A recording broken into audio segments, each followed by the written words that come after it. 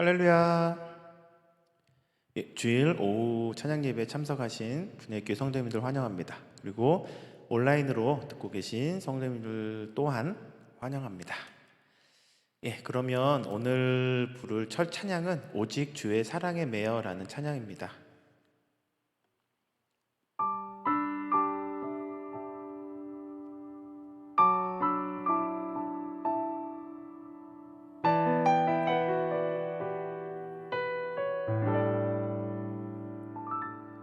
오직 주의 사랑에 매여 내 영 기뻐 노래합니다. 이 소망의 언덕 기쁨의 땅에서 주께 사랑드립니다. 처음부터 오직 주의 사랑에 매여 내 영 기뻐 노래합니다. 이 소망의 언덕 기쁨의 땅에서 주께 사랑드립니다. 오직 주의 임재 안에 갇혀 오직 주의 임재 안에 갇혀 내 영 기뻐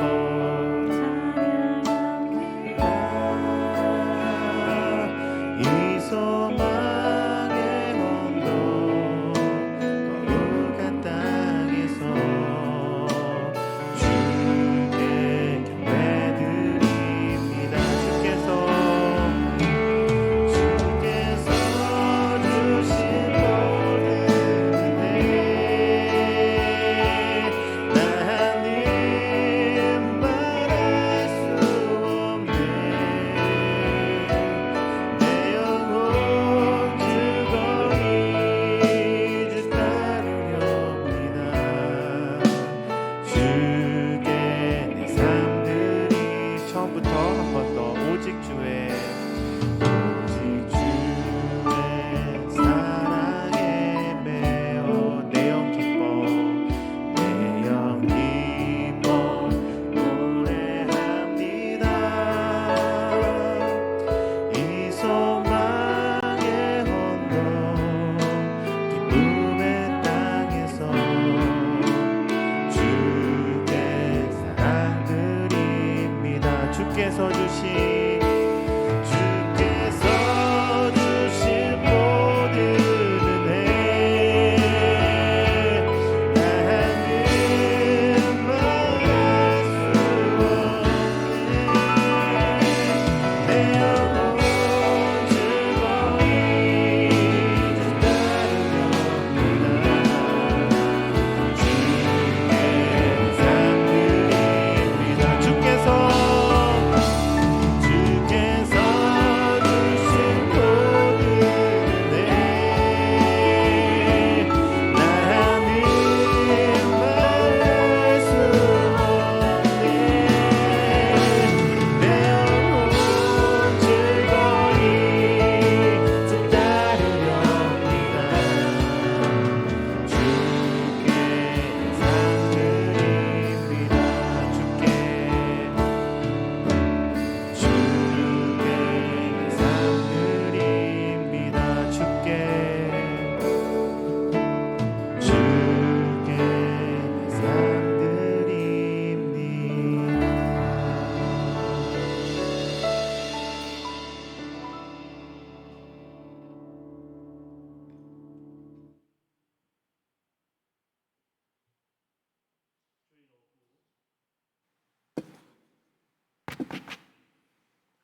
주일 오후 우리 하나님 앞에 마음을 모아 믿음으로 예배합니다.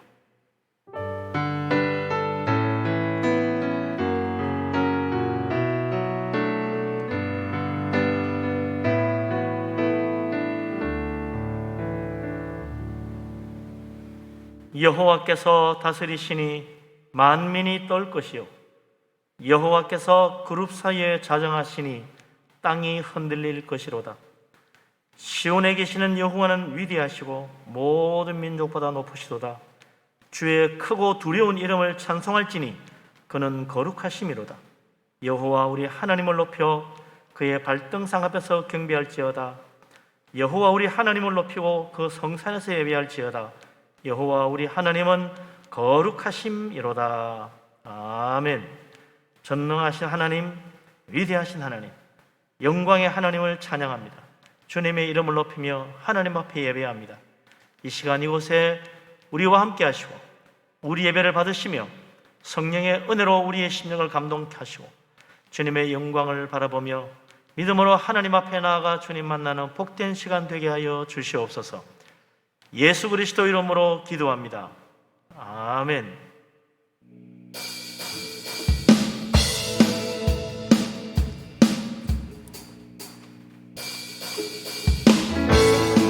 네, 다 같이 박수 치시면서 찬양하시도록 하겠습니다. 저 바다보다 더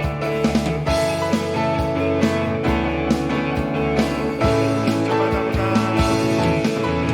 저 바다보다도 더 넓고, 저 산과 하늘보다 더 높은 주님의 은혜가 이곳에 가득해.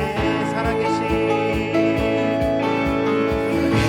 나의 주 하나님, 언제나 넘치는 주의 사랑으로 내 안에 가득히 넘쳐 흐르는. 처음부터 저 바다보다 더 넓고, 저 산과 하늘보다 더 높은 주님의 은혜가 이곳에 가득해. 살아계신 나의 주 하나님, 언제나 넘치는 주의 사랑으로 내 안에 가득히 넘쳐 흐르네. 내게 가깝게, 내게 가깝은 평화, 내게 가깝은 평화, 내게 가깝은 평화가 넘치네. 내게 가깝은 평화,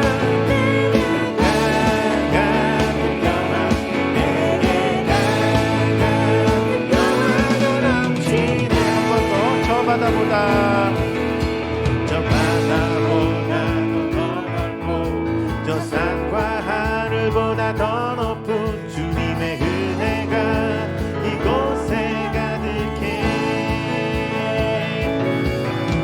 살아계신 나의 주 하나님, 언제나 넘치는 주의 사랑으로 내 안에 가득히 넘쳐 흐르네. 내게 가깝은 평화, 내게 가깝은 평화, 내게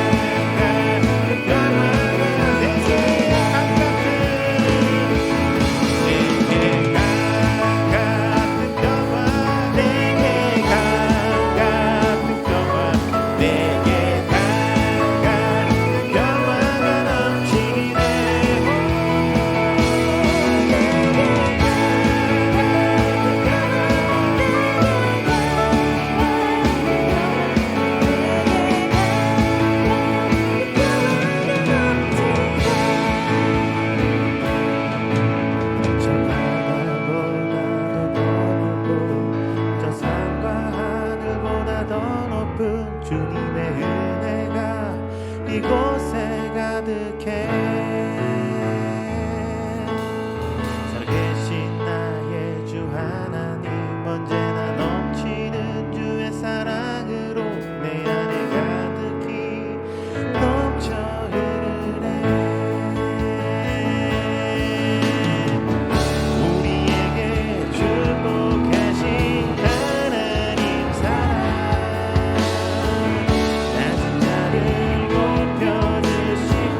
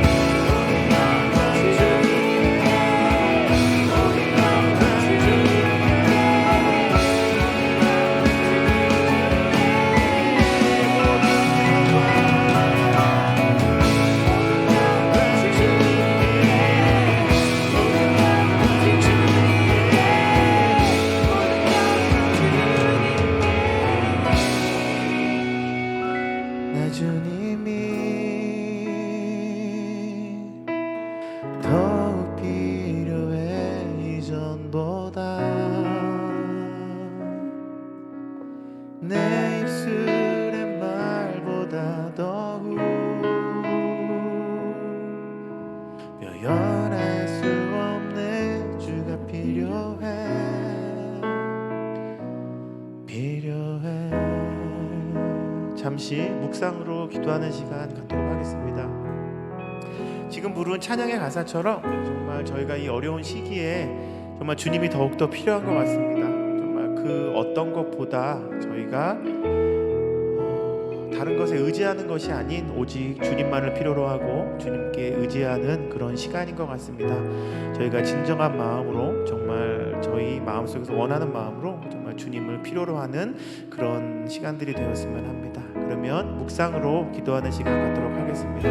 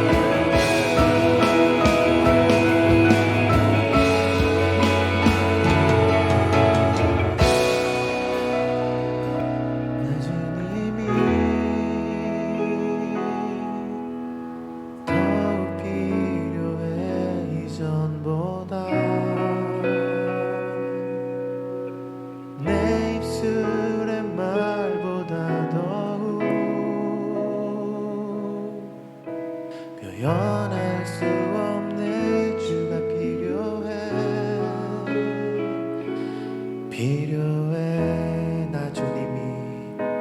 나 주님이 더욱 필요해 이전보다 내 입술의 말보다 더욱 표현할 수 없는 주가 필요해.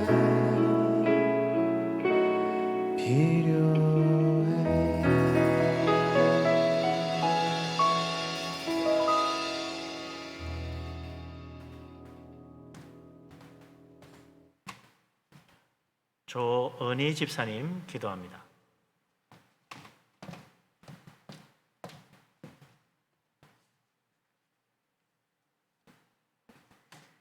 우리의 영원한 분깃이시며 산업이신 하나님 아버지, 주일 오후 찬양 예배를 드리게 하여 주심에 감사드립니다. 죄인이었던 우리를 택하여 주시고 하나님의 자녀 삼아 주심에 감사드립니다. 세상에 살면서 하나님의 뜻을 따라 살지 못했고 하나님의 복음을 담대하게 전하지 못했음을 고백합니다. 믿는 사람으로서 세상 사람들에게 먼저 선한 영향력을 보여야 하는데 세상 사람들과 똑같은 모습으로 살 때가 많았습니다. 믿는 저희들이 먼저 세상 사람들에게 선한 영향력으로 다가가게 해주시고 하나님의 복음을 담대히 전하게 해주세요. 그리하여 잃어버린 주님의 양들이 주님께 돌아오게 해주세요. 코로나로 인해 마스크를 쓰며 지내야 하는데 여름이 되어 무더위로 더욱더 힘든 하루하루를 보내고 있습니다. 무더위로 지치는 사람들이 없게 하시고 안전하게 지켜주세요. 코로나로 인해 교회에서 예배 드리는 날이 적어지고 각 처소에서 예배 드리는 날이 많아지고 있습니다. 각자의 처소에서 온라인으로 예배 드릴 때에도 교회에서 예배 드릴 때처럼 온전히 주님께만 집중하여 예배 드릴 수 있는 환경을 허락해 주시고 어느 곳에서든 하나님께 영광되게 해 주시옵소서. 확진자 수가 많이 늘어나 코로나 4단계가 되었습니다. 계획되었던 여름 성경학교 일정도 일부 연기되었습니다. 방역과 위생에 더욱더 신경을 써서 코로나 확진자가 줄어들길 간절히 소망합니다. 그리하여 8월에는 여름 성경학교가 예정되었던 프로그램대로 진행되어 우리 아이들의 신앙이 회복되는 시간이 되게 해주세요. 말씀 듣는 시간입니다. 말씀을 선포하시는 목사님께 영육간의 강건함을 더하여 주시고 말씀을 듣는 저희들은 목사님의 말씀을 통해 하나님의 음성을 듣는 시간 되게 해 주세요. 예수님의 이름으로 기도드렸습니다. 아멘.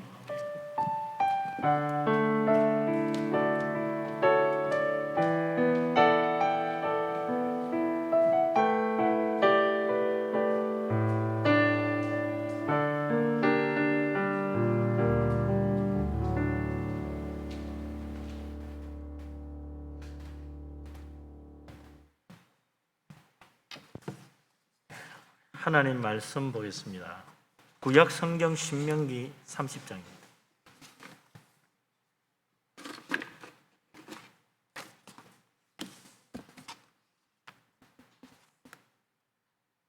신명기 30장 11절에서 16절 말씀입니다.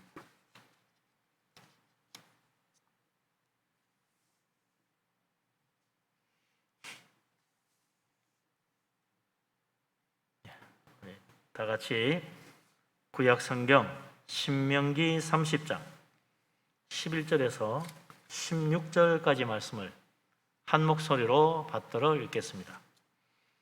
내가 오늘 내게 명령한 이 명령은 내게 어려운 것이 아니요 먼 것도 아니라 하늘에 있는 것이 아니니 내가 이르기를 누가 우리를 위하여 하늘에 올라가 그의 명령을 우리에게로 가지고 와서 우리에게 들려 행하게 하려 할 것이 아니요 이것이 바다 밖에 있는 것이 아니니 내가 이르기를 누가 우리를 위하여 바다를 건너가서 그의 명령을 우리에게로 가지고 와서 우리에게 들려 행하게 하려 할 것도 아니라 오직 그의 말씀이 내게 매우 가까워서 내 입에 있으며 내 마음에 있은즉 내가 이를 행할 수 있느니라. 보라, 내가 오늘 생명과 복과 사망과 화를 내 앞에 두었나니 곧 네가 오늘 생명과 복과 뭐가 잘못되면 16절 마지막 16절입니다. 16절 곧 내가 오늘 내게 명령하여 내 하나님 여호와를 사랑하고 그 모든 길로 행하며 그의 명령과 규례와 법도를 지키라 하는 것이라. 그리하면 네가 생존하며 번성할 것이요 또 내 하나님 여호와께서 내가 가서 차지할 땅에서 네게 복을 주실 것임이니라. 아멘. 이제 오늘 특별한 목사님이 나오셨습니다. 우리 유년부 교육지도 담당으로 오신 이혜종 목사님 저기 오셔서 첫 설교를 우리에게 들려주시겠습니다. 이혜종 목사님 말씀하실 때 오늘 본문 통해서 모세 유언이라는 제목으로 말씀하시는데 많은 은혜 받으시기 바랍니다. 이혜종 목사님 나오십니다.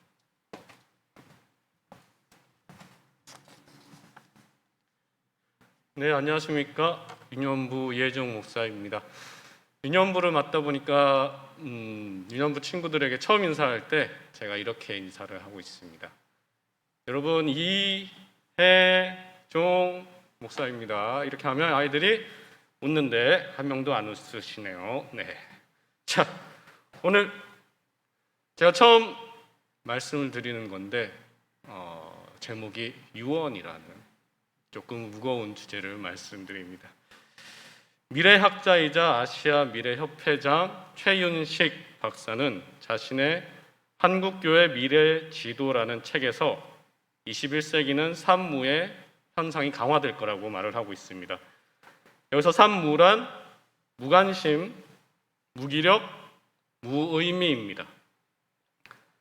이는 현재 정치, 경제, 사회적 불안이 무관심이라는 치명적인 위험을 낳고 이런 무관심이 가중되면 국가와 사회, 회사와 가정에게까지 무관심해집니다. 나만 잘 살면 되지라는 생각과 함께 앞으로 사회가 어떻게 될지 나와는 아무런 상관이 없다는 인식이 팽배해집니다. 이러한 무관심의 증가는 무의미의 증가와 일맥상통합니다. 인생에서 찾을 수 있는 의미가 없다고 생각하고 그래서 자신의 일이나 신앙 또한 무의미해집니다. 그래서 결국은 어떤 일에도 아무런 흥미를 가지지 못하고 그냥 무기력의 노예에 빠지게 되는 것입니다. 제가 집 근처에서 산책을 할 때면 많은 어르신들을 뵙게 됩니다. 그런데 종종 그분들의 눈빛을 볼 때면 분명한 초점이 없이 그냥 멍하니 계시는 분들이 많고 놀이터의 외진 곳에서 낮술을 기울이시는 모습을 간혹 보게 됩니다. 직접 그분들의 이야기는 들어보지는 못했지만 아마 연세가 드시면서 인생의 목적이나 의미가 사라졌기 때문이라고 짐작해 볼 수 있습니다. 그러나 어떤 일이든 하시면서 생활하시는 분들은 다릅니다. 얼마 전 KBS 방송국의 다큐멘터리 3일이라는 프로그램을 보았습니다. 지하철 택배 일을 하시는 할아버지 분들의 이야기였습니다. 그분들 중 한 분은 대학 교수셨는데 은퇴하시고 지금은 지하철 택배 일을 하고 계셨다고 하셨습니다. 자기 친구들은 택배 일을 하는 자신에게 왜 그런 일을 하고 있냐라고 핀잔을 주지만 자기는 그 일을 하며 행복과 보람을 느낀다고 합니다. 그리고 그런 핀잔을 주는 친구들에게 너도 한번 해봐라. 이거 하면 매일 운동도 해서 당뇨도 없어진다 라고 하며 이야기를 해준다고 합니다. 지금 이 시대는 의료기술의 발달로 인해서 평균 수명은 늘어났지만 은퇴 시기는 늘어나지 않아서 앞으로 어떻게 살아야 할지, 무엇을 하며 살아야 할지에 대한 심각하게 고민을 해야 하는 시대가 되어버렸습니다. 그런데 그 고민에 대해 대안이 없자 삶이 무의미해지고 그러다 보니까 무기력해지고 내가 어떻게 발버둥 쳐봐야 소용이 없다라는 생각에 이르게 됩니다. 이런 불안 속에서 가장 배부르는 사업은 보험밖에 없는 것 같습니다. TV만 틀었다 하면 보험 광고 일색입니다. 그 광고를 보면 처음에는 우리 인생의 말년까지 보장해 줄 것 같이 말하다가 광고 말미에는 아주 빠른 말로 어쩌고저쩌고 하다가 갱신 시에는 보험료가 올라갈 수도 있습니다 하며 또 다른 회사의 보험 광고로 넘어갑니다. 비단 노년층 뿐이겠습니까? 청년층이나 중고등학생들도 산무, 무관심, 무의미, 무기력에 빠진 친구들이 많습니다. 오직 그들을 위로해 줄 수 있는 것은 성, 게임과 같은 말초신경을 자극하는 것뿐입니다. 그 자극으로 그들은 인생의 무의미함을, 그 고통을 잊으려 애쓰며 살아가고 있습니다. 내 인생의 의미를 찾고 싶은데 그 대안이 없기 때문입니다. 그러나 그 자극을 따라가도 결국 남는 건 공허함 뿐입니다. 근데 그것이 사람으로 하여금 더욱 미치게 만듭니다. 다음은 한 남자 고등학생이 인터넷에 고민을 올리며 답변을 듣고자 쓴 글입니다. 안녕하세요. 고등학교 남학생입니다. 요즘 들어 너무 하루하루가 허무하고 삶이 무의미한 것 같습니다. 어떤 목표나 목적이 없어서 그런지 정말 하루하루 할 일이 없고 하고 싶은 것도 없고 공부에도 흥미가 없고 이젠 게임이나 여가 활동에도 관심이 없어졌습니다. 옛날 같아선 게임에 매여 하루 종일 게임 생각에 게임을 하고 이런 생활을 반복했었는데 그래도 게임 할 적은 심심하진 않고 조금이라도 살 마음이 있더라고요. 그런데 게임을 막상 접고 보니 나는 왜 살아있는가? 난 지금 뭐 하고 있나? 이런 생각이 들더라고요. 하루하루가 심심하고 정말 제가 무엇을 해야 될지 모르겠고 인생은 한 번뿐인데 계속 이렇게 살 것인가도 싶고 정말 모르겠어요. 이런 글을 올렸더라고요. 사춘기 이맘때쯤은 누구나 이런 고민들을 하셨을 것입니다. 이런 과정을 거쳐서 내 삶의 목표를 정하고 내가 누구인가를 알아가면서 한 뼘씩 성장해 갑니다. 그런데 요즘은 이 고민이 심각해져서 그만 자살과 살인으로 이어진다는 것이 큰 문제입니다. 여러분이라면 이 학생에게 어떤 답변을 해주시겠습니까? 많은 분들께서 하나님을 믿으라고 하실 것입니다. 그런데 이것도 요즘은 쉽지 않습니다. 왜냐하면 하나님을 제일 잘 믿는다는 몇몇 목사님들이 이 바른 인생의 본을 보여주지 못하고 있기 때문입니다. 뉴스만 틀었다 하면 누구 목사가 이런 일을 저질렀고, 그런 댓글을 보면 아이고 이런 댓글만 많습니다. 많은 사람들에게 인생의 무의미를 유의미로 바꾸기 위해 하나님의 뜻을 찾습니다. 그래서 그들 주위에는 정말 제대로 된 하나님의 뜻을 알려주겠다는 사람들이 둘러쌉니다.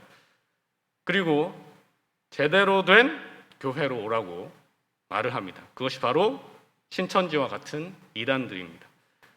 바로 갈 길을 잃고 헤매이는 양들이 있으니까 이때를 틈타 목자의 탈을 쓴 늑대들이 그들을 덮친 것입니다. 그럼 이런 사면초가의 상황 속에서 우리는 어떻게 해야 하는 걸까요? 아무리 생각해도 별다른 수가 없습니다. 다시 하나님의 말씀에 순종하며 따르는 수밖에 없습니다. 돈이 그렇게 해줄까요? 명예가 그렇게 해줄까요? 아닙니다. 정말로 하나님의 말씀밖에 없습니다. 아무리 과학기술이 발전한다 하더라도 인생의 의미에 대한 답을 주는 것은 예수님밖에 없기 때문입니다. 근현대사의 위대한 사상가 중에 한 사람인 함석헌 선생님은 이런 말씀을 남겼습니다. 이 세계의 문제를 풀기 위해서 그 해법을 이 세계 안에서 찾으면 안 된다. 더 큰 차원에서 찾아야 한다. 제가 어렸을 때도 이런 말씀을 들었습니다. 문제가 너무 어려워서 풀지 못하겠으면 조금 멀찍이 떨어져서 문제를 한번 봐라. 그러면 실마리가 보일 것이다. 그렇습니다. 우리가 이 세계 문제를 풀기 위해서는 한 발짝 멀리 떨어져서 봐야만 합니다.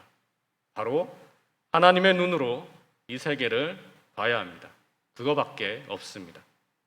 그것은 마치 요즘 한창 유행하고 있는 등산과 같습니다.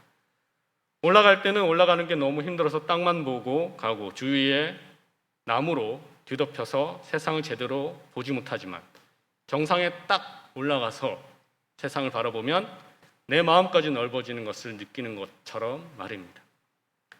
우리 하나님도 이런 시야로 이 세상을 보고 계십니다. 그럼 하나님의 시야는 어떤 것일까요? 하나님께서는 우리에게 세상을 볼 때 이런 시야로 보라고 하십니다. 그것은 죽음을 앞에 두고 인생을 바라보라는 것입니다. 죽음을 앞에 두고 인생을 바라보라. 이 땅에 내려오신 하나님, 예수님에게 니고데모는 와서 이렇게 묻습니다. 영생을 얻으려면 어떻게 해야 합니까? 이 질문은 이 세상에서 도대체 어떻게 살아야 합니까? 라는 질문과 동일합니다. 이 질문에 예수님은 이렇게 대답하십니다. 내가 진실로 네게 이르노니 사람이 거듭나지 아니하면 하나님의 나라를 볼 수 없느니라. 예수님께서는 거듭나라고 하십니다. 즉 다시 태어나라는 것입니다. 그것은 한번 죽으라는 말씀입니다. 하나님께서 창조하신 이 세상을 우리가 바로 살기 위해서는 한 번은 죽어야 한다는 것입니다. 그렇지 않고서는 진실로 인생을 어떻게 살아야 하는지, 어떻게 봐야 하는지 모른다는 것입니다. 바로 예수님을 알기 전에 나는 죽고 예수님을 알고 난 후 새로 태어나야만 인생의 본질적인 의미와 목적을 알게 된다는 것입니다. 그래서 예수님은 우리의 본이 되시고자 십자가에 달려 죽으셨습니다. 그 죽음을 베드로는 이렇게 찬양합니다. 우리 주 예수 그리스도의 아버지 하나님을 찬송하리로다. 그의 많으신 긍휼대로 예수 그리스도를 죽은 자 가운데서 부활하게 하심으로 말미암아 우리를 거듭나게 하사 우리의 산 소망이 되셨도다. 예수님은 자신의 죄가 아닌 우리의 죄, 말미암아 죽으셨습니다. 그러나 그 죽음을 담담히 받아들이셨습니다. 그리고 부활하심으로 우리의 죄를 이기셨습니다. 그에 비해 우리는 죽음을 무서워합니다. 그리고 죽음만큼 무기력과 무의미가 무서워 차라리 죽음을 택하기도 합니다. 그리고 그게 바로 사탄의 계략입니다. 하지만 우리 예수님께서는 우리의 죄와 우리의 죽음에 당당히 직면하고 다시 살아나셔서 그 죽음을 이기는 것을 몸소 보여주셨습니다. 그리고 바로 여기 걸려있는 십자가 위에서 우리에게 말씀하십니다. 얘들아, 죽음을 무서워할 필요가 없단다. 봐라, 내가 죽었지만 다시 살아나지 않았니? 라고 말입니다. 그리고 그 영광이 지금도 우리에게 임하고 있습니다. 하지만 우리는 죽음을 너무 두려워합니다. 그래서 우리는 빌딩을 지으면 4층 대신 F층이라 쓰고 13이라는 숫자를 피하고 일본에서는 9라는 십자를 피합니다. 이러한 우리의 통념에 이어령 교수는 이렇게 말을 합니다. 죽음을 안다는 것이 엘리베이터에서 4층을 누르듯 불길한 것인가? 예수 그리스도의 죽음은 우리에게 어떤 의미인가? 우리는 정녕 그 예수 그리스도의 죽음을 몰랐기에 생명을 모른다. 절박한 죽음 앞에 우리는 왜 거짓된 삶을 살고 있는가? 우리가 크리스천이 된 이유가 적어도 예수 그리스도의 죽음에 대한 의식이 있기 때문이 아닌가라고 말입니다. 예수 그리스도의 죽음은 우리에게 어떤 의미로 다가오고 있습니까? 종교심이 깊었던 톨스토이는 이반 일리이치의 죽음이라는 자신의 소설에서 삶의 가치와 죽음에 관해 인상 깊게 쓰고 있습니다. 주인공 이반의 죽음을 알리는 이 소설, 알리며 시작되는 이 소설은 판사로서 남부럽지 않게 성공한 인생을 살아간다고 여기던 이반이 갑자기 이름도 원인도 모르는 병에 걸리면서 삶의 가치와 죽음에 관해 깊이 생각하게 된다는 줄거리를 담고 있습니다. 이 소설에서 이어령 교수는 3가지를 집중해서 봐야 한다고 합니다. 첫째는 주인공의 직업이 왜 판사였느냐는 것이고, 둘째는 주인공이 사다리에 올랐다가 추락하는 장면의 의미, 그리고 셋째는 주인공이 죽어갈 때 아들이 흘리는 눈물의 의미에 대한 것입니다. 첫 번째, 주인공 이반은 판사였습니다. 지금도 그렇지만 판사는 세속적 의미에서 대통령을 제외하고 누구나 꿈꾸는 출세의 대표입니다. 또한 판사의 자리는 죄수들의 형벌을 결정하는 자리로서 내가 심판을 받는 게 아니라 심판하는 그들의 생사를 결정하는 자리입니다. 이 판사라는 자리는 자신이 인간이면서도 남을 죽게 할 수 있는, 다른 사람의 죽음을 관여할 수 있는 자리입니다. 그러나 정작 그는 다른 사람의 생명을 다루면서도 자신의 생명에 대해서는 가장 모르는 사람이었습니다. 그것을 이반은 늘 판결을 내리던 판사의 자리에서 내려와서 환자로서 의사에게 죄인 신문을 당하듯 취급을 당할 때 비로소 생각하게 됩니다. 두 번째, 이반 일리이치는 판사로서 승진 기회를 노리다가 어렵사리 연봉 5,000 루블을 받는 직급으로 승진하게 되는데, 그 목표를 달성하는 순간 대저택을 사서 꾸미기 시작합니다. 그는 인부가 도배를 하는 모습을 지켜보다가 인부가 벽지를 이상하게 붙이자 내가 타의 모범을 보여온 사람인데 한번 멋지게 한번 붙여보자 하면서 나서다가 사다리에서 미끄러지고 맙니다. 그 이후 그는 시름시름 앓다가 죽어가게 됩니다.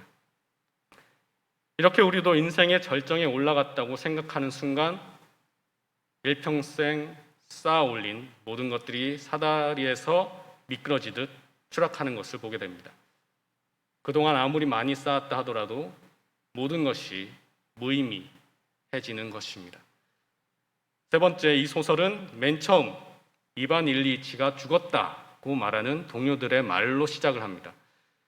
그 동료들도 죽을 수밖에 없는 운명인데 죽음에 관해 슬퍼하기보다는 이반 일리치가 있던 자리에 누가 승진을 할까라는 식의 대화를 합니다.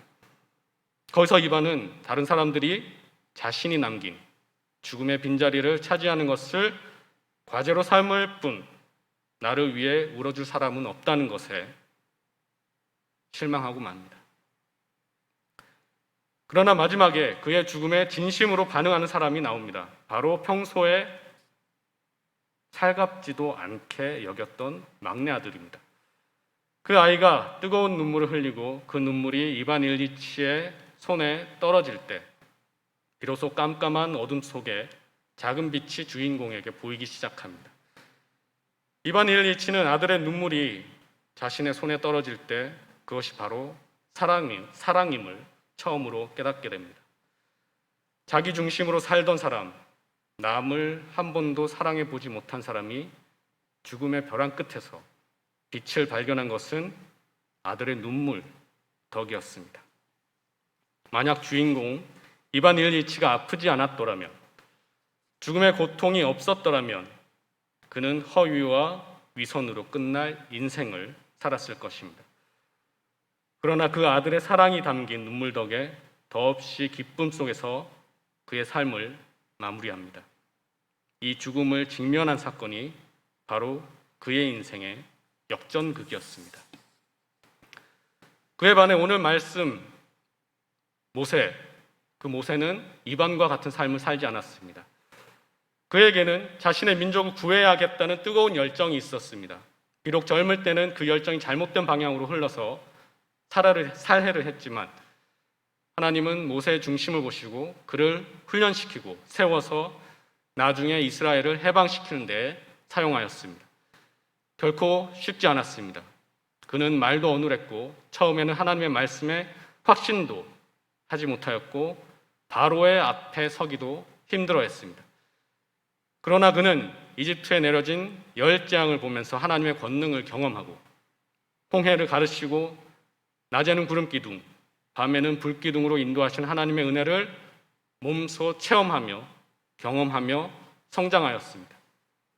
또한 물과 양식이 없다며 불만을 토해내던 백성들에게 물과 양식을 공급해 주신 하나님, 하나님의 종된 모세에게 반기를 들던 사람들을 심판하시는 하나님을 경험하며 모세는 분명히 깨달은 것이 하나 있습니다.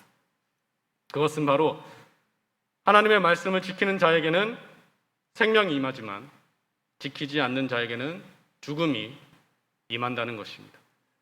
그래서 모세는 죽기 전에 이스라엘 백성이 가고자 했던, 하지만 자신은 하나님의 뜻에 따라 들어가지 못하는 가나안 땅을 먼 발치에서 바라보며 이스라엘 백성에게 이렇게 유언 설교를 합니다.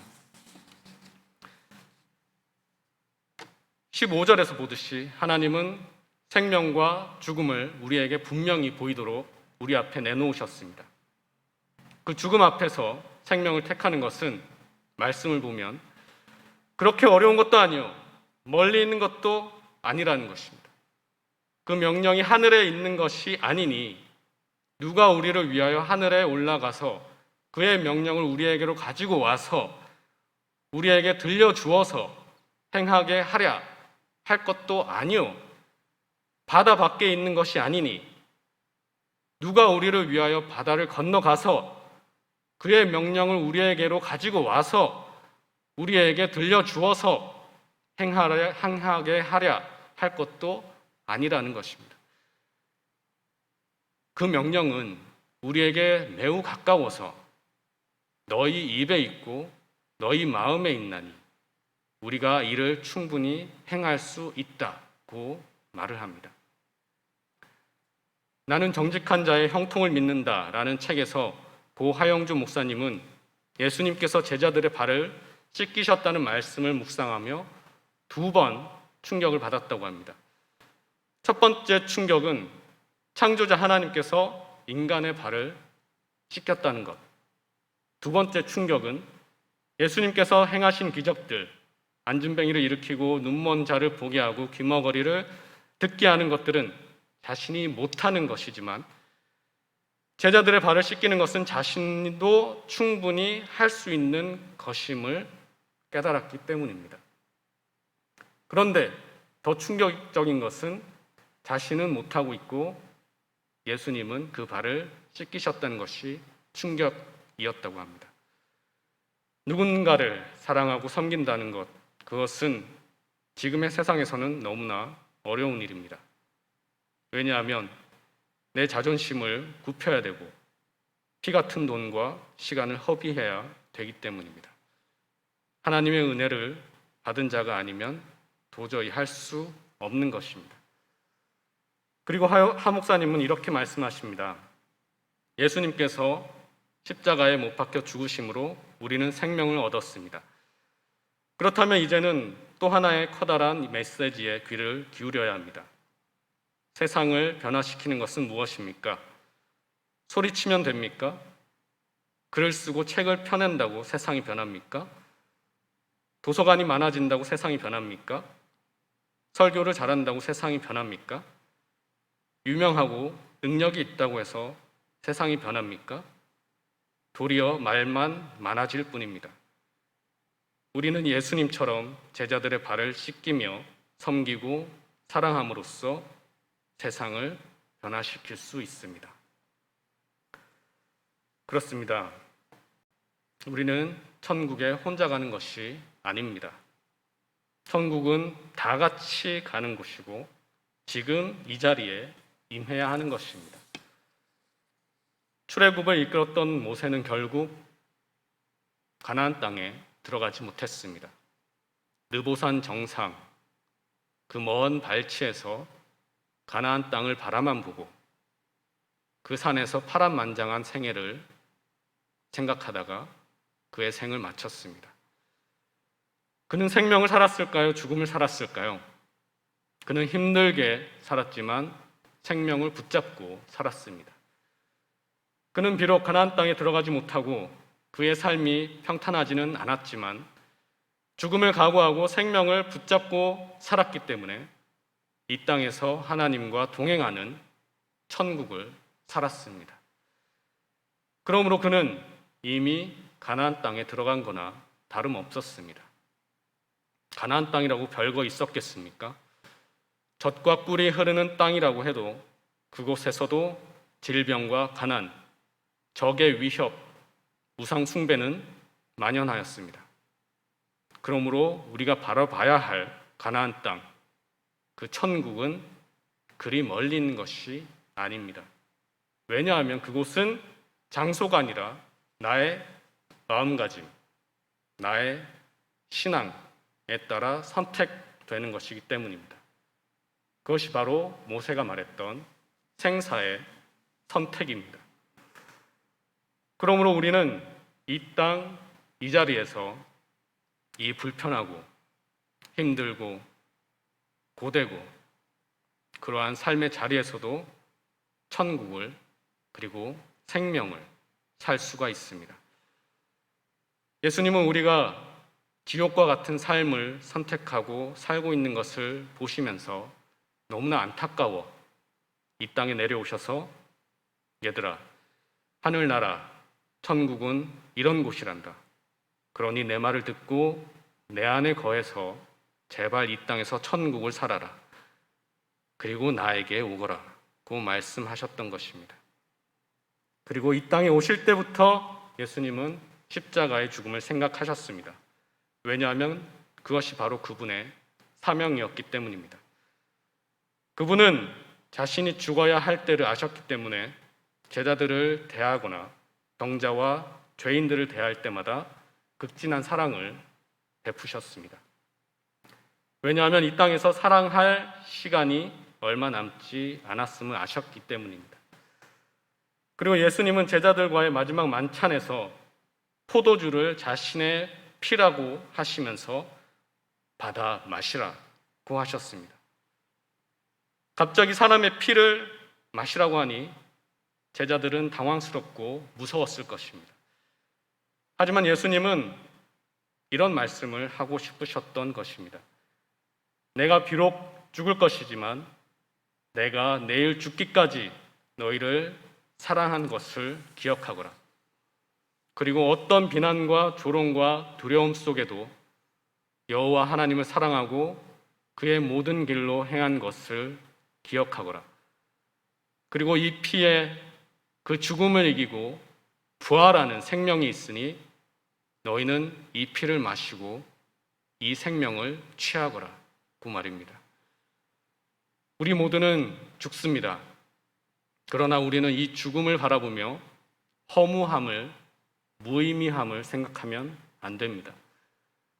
우리 예수님께서 살아생전에 자신의 십자가의 죽음을 바라보면서 부활 생명을 소망했듯이 우리 또한 여기 걸려있는 십자가를 바라보며 그리스도의 죽음과 부활, 승리하심을 따라 우리 또한 부활, 승리할 것을 바라보고 소망해야 합니다.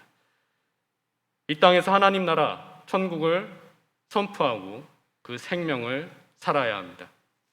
그럴 때 하나님의 사랑의 권능이 우리 교회에, 우리 부서에, 우리 가정에, 우리 사회에, 이 세상에 임하는 것입니다.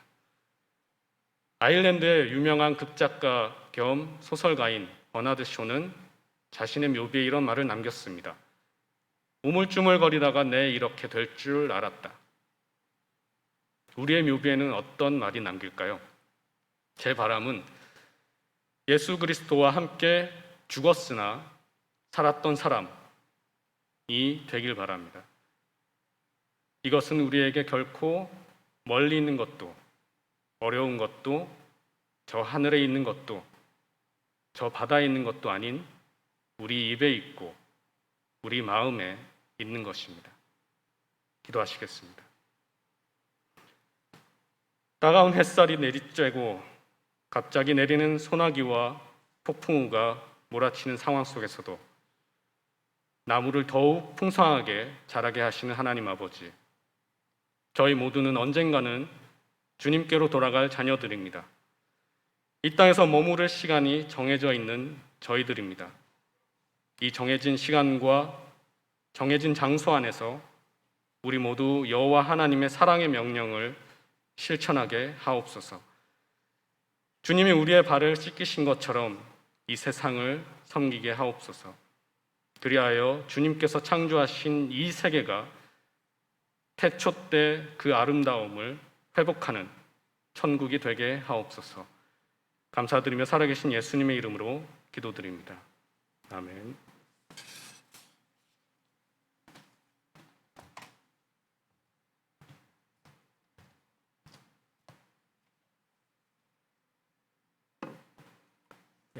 말씀 안에 기억하면서 찬송가 492장을 찬양합니다.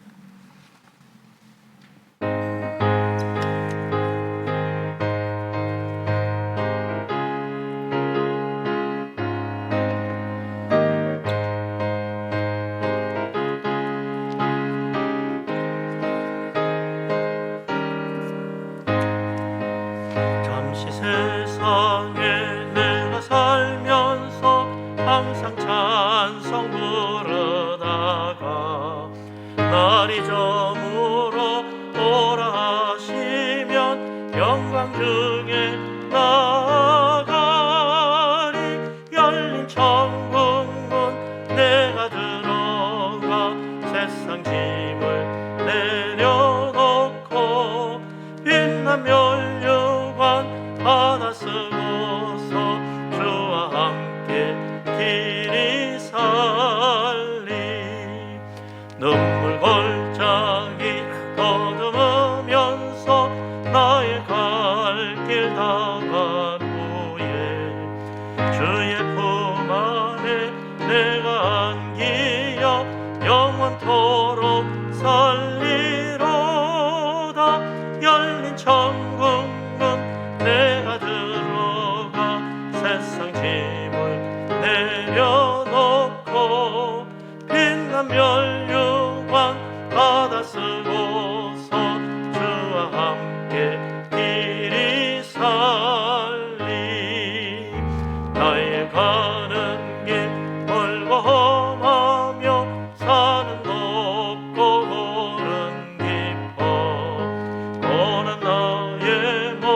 쉴 곳 없어도 복된 날이 밝아오리.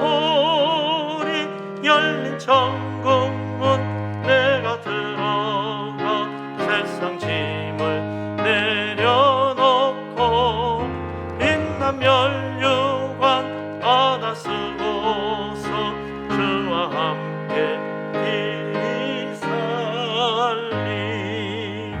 한순간 쉬고 죽음 없는 날 사모하며 기다리니 내가 그리던 주를 외울 때 나의 기쁨 넘치리라. 열린 천국문 내가 들어가 세상 짐을 내려놓고 빛난 면류관 받아 쓰고서 주와 함께 길이 살리. 할렐루야. 아멘. 예. 오늘 제목도 유언이고 찬송도 장례식 때 잘 부르는 찬송이고, 근데 또 이렇게 예배 시간에 부르니까 새로운 또 은혜가 있는 것 같습니다. 예. 네, 이 시간에 또 예물 드리신 분들 계십니다. 감사의 헌금 들으셨네요. 새로운 현장으로 부임시키시니 감사합니다. 내 능력 의지하지 않고 주님 주시는 능력 의지하며 준공하게 하옵소서. 주일헌금 들으신 분, 또 주정헌금 들으신 분들이 있습니다. 아버지 하나님, 우리 하나님의 놀라운 은혜와 크신 축복을 진실로 감사합니다. 모든 것 우리 하나님이 주신 줄로 믿습니다. 우리 하나님의 크신 은혜를 기억하고 예물을 드립니다. 하나님 복을 내려 주옵소서. 감사함으로 드립니다. 하나님 그 기도가 이루어지며 범사가 잘 되도록 축복하여 주옵소서. 주일헌금, 주정헌금을 드립니다. 하나님께서 그 마음에 은혜를 베푸시고 작정한 바 하나님께 드린 이 예물이 하나님 앞에 상달되고 주님께서 또한 하늘 축복을 내리시사 복을 주시되 들어와도 복받고 나가도 복을 받게 하여 주옵소서. 하나님, 이 예물을 드리는 우리들 하나님 기뻐하시는 삶으로 주께 영광 돌릴 수 있도록 우리 자신도 하나님께 헌신되어 하나님을 기쁘시게 하는 자 되게 하여 주시옵소서. 이 모든 말씀을 우리 주님 예수 그리스도 이름으로 감사하며 기도합니다. 아멘. 네.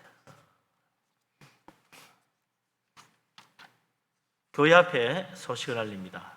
코로나19 방역 4단계가 2주간 연장되어서 다음 주까지 8월 8일 주일까지 주일 대배는 일부 9시 예배만 계속해서 드리기로 했습니다. 2부 11시 예배는 인터넷 예배로 드리게 됩니다. 착오 없으시기 바라고요. 주일 오후 찬양 예배, 수요 성경 예배, 금요 심야 기도회는 20명 이내 대면 예배와 함께 온라인 예배가 동시에 진행되겠습니다. 많은 분들의 또 관심과 참여를 바랍니다. 교회학교, 여름 성경학교, 여름 수련회가 코로나19 방역 4단계 실수로 많이 변경이 됐는데 우선 고등부 여름 수련회는 방역 4단계와 상관없이 인터넷 비대면 중심으로 8월 7일 다음 주죠. 다음 주 토요일, 주일 이틀간 무박으로 교회에서 진행되겠습니다. 우리 나머지 유년부, 소년부, 청년부는 현재 확실한 날짜가 지정되지 않고 현재 연기되었는데 우리 하나님께서 또 잘 도와주셔서 유년부, 소년부, 청년부도 또 일정을 잡고 여름 성경학교 수련회를 하게 되기를 바랍니다. 여러분께서 많은 기도를 부탁드립니다. 예, 나머지 주보를 보시고 참고하시기 바랍니다.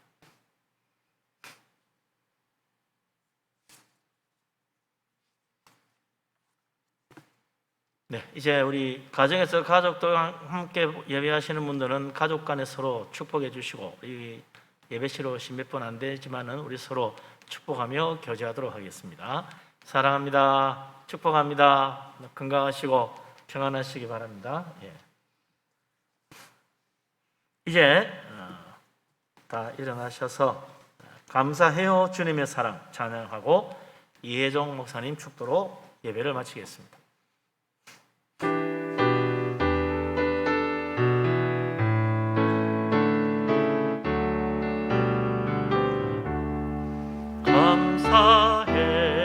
감사해요 주님의 사랑 감사해요 주님의 은혜 목소리 높여 주님을 영원히 찬양해요 나의 전부이신 나의 주님.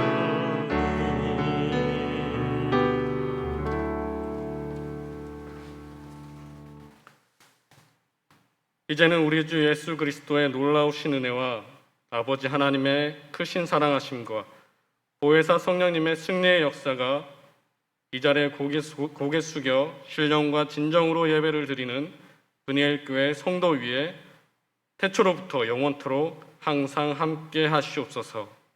아멘.